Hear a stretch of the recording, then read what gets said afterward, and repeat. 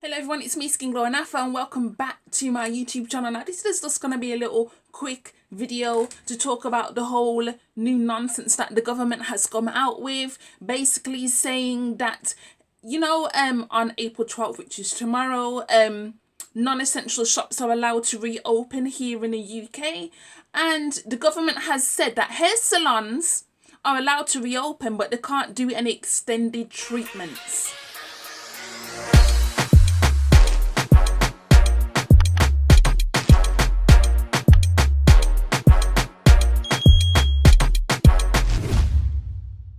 When they say no extended treatments, basically what they're saying is they advising against hair salons from doing treatments such as braiding or hair extensions, wigs, weaves. They're also saying some nonsense about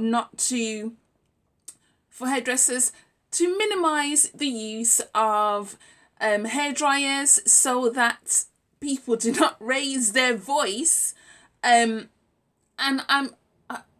also said they also said advise against having music in the background to stop people from singing along. Now I don't know about you, but all these rules just seem kind of ridiculous.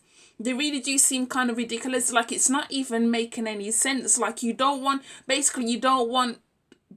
businesses to make a living. This is what I'm hearing. You don't want businesses to make a living, and if we keep it 100, I'm going to put the picture one right here.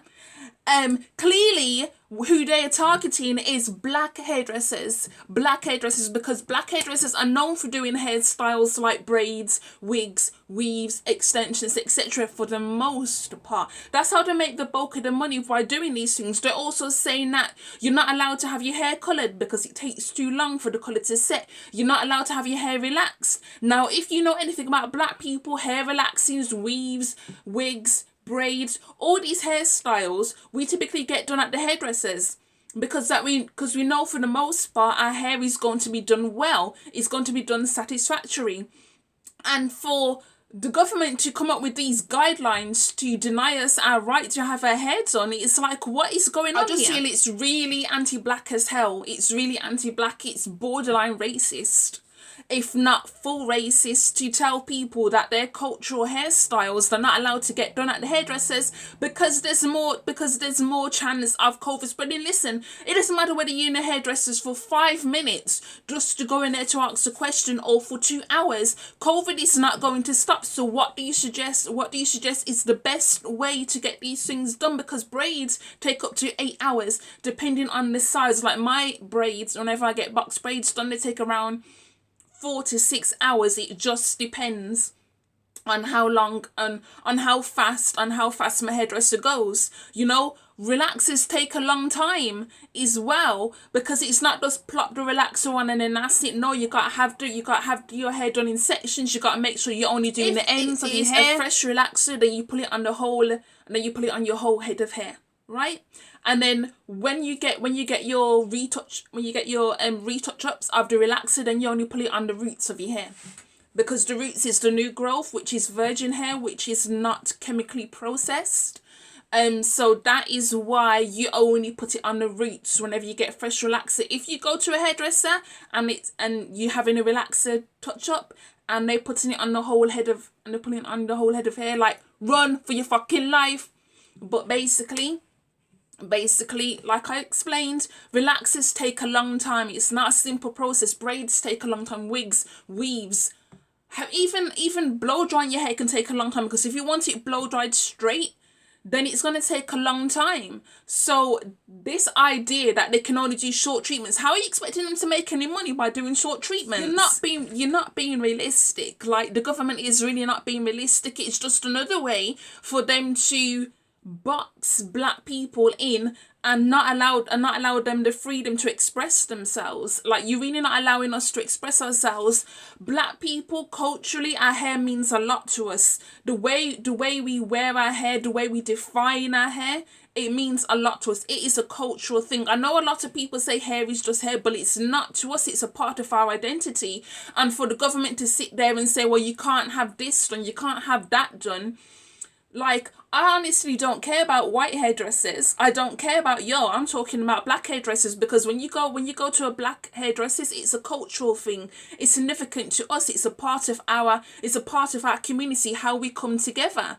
And for them to deny us this right is like, how much further can you take this racist nonsense? Like, we're trying to break free of the things we was taught, over the years, from slavery, after slave, etc., how we take care of our hair. Our hair is seen as unprofessional by a lot of employers. So you want us to, work for white people for the most part, who deems our hair unprofessional, but then you're giving hairdressers guidelines that say that you're not allowed to have braids, wigs, weaves, which for the most part, they allow us to survive in that environment for however long we need to survive in that environment. These hairstyles afford us a level of protection, and then taking these hairstyles away from us,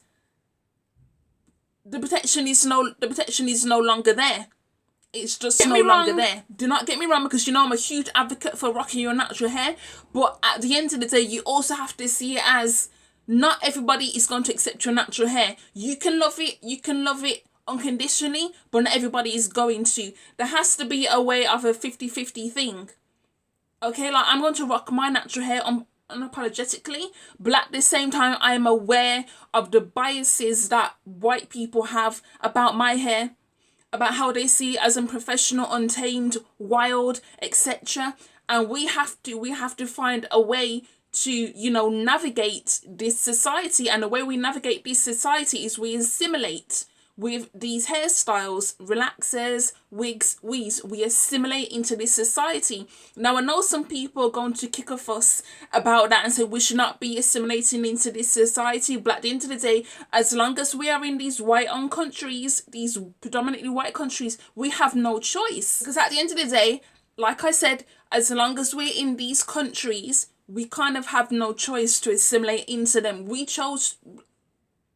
Well, you know where I'm about to go with that, but let me rephrase that. But at the end of the day, as long as we choose to live here, now, I'm not talking about the past when our parents and grandparents came, but as long as we are still choosing to live here, we have to find a way to make it as comfortable for us as possible, because white people will always try to make us feel uncomfortable as possible. So we have to find a way to... As long as we continue to live here, we have to find a way to feel comfortable, because white people will always make us feel uncomfortable while we live here, but we have to find a way to look within ourselves to be unapologetically black, but at the same time, be comfortable as hell. That is the best way. That is the only way we will survive in these predominantly white countries that are seeking to break us down, because that's what they do. They're seeking to break us down. And I'm really not here for people playing the race card, talking about, how can racism exist if people are achieving things. You're talking about the small minority, not even 1% of black people who are achieving things is what you are using to explain away racism. That doesn't even make any sense. Like, you need to use your freaking common sense. Like, go up here, use your common sense, and start talking foolishness. Do you understand? Start talking foolishness. The government needs to do better. The government honestly needs to do better. Like, have you spoken to anybody in the community? Have you spoken to black hairdressers and asked them how they would feel about this? Because you are cutting into their money. You are cutting into their income, their livelihood. Like, how do you expect them to survive when you want them to do bare minimum hairstyles? Like, I know for a fact my hairdresser, she not only does wigs, weaves, crochet braids, box braids, she also does wash, blow dry, relaxers. You can have your hair pressed. She also retwists people who have locks or dreads. She's also doing all of this kind of stuff. So you're telling her and other hairdressers that they can't do the bulk of what they're making the money from. You're telling them, no, you have to do like short little things. So what you expect us to say in a hairdresser? So like for fucking 20 minutes. You expect them to make any money from 20 minutes worth of work? They trained so freaking hard for years to get there, to open up their own hairdressers. And then you're going to friggin' tell them, no, you can't do none of that stuff. You have to do the bare minimum. No, it's not really not on. You didn't speak to anyone about this, because I'm not understanding why you couldn't just have the same rules you had in the last lockdown. Because from what I gather, it was not the hairdressers who was causing the second wave. Okay, it was that friggin' food industry when you had flung up every bloody business. Last summer, you had everything opened up in June. Literally everything opened up in June. Yeah, you're not talking about the pubs. Yeah, you're not talking about the freaking pubs. You can't wait to have the freaking pubs back open. You can't wait to have that done. But you want to penalise black hairdressers, but you don't have a problem with the pubs being flung back open, with all those people rubbing up against each other. Now, you know pubs get packed because they like to go in there and watch the freaking football matches. And you honestly think they're not going to cause a third wave, but you expecting black hairdressers to not do to abide by these rules? It's not realistic. It's not realistic. Because from what I gather from last year, it was the pubs being open again, and it was the restaurants that was causing the third wave to go, and letting everybody congregate in frigging parks and all this kind of shit, and everybody was going everywhere and this. But it wasn't the hairdressers who was causing a problem. So why are you penalising the hairdressers? Why are you penalising the hairdressers? They like my hairdresser.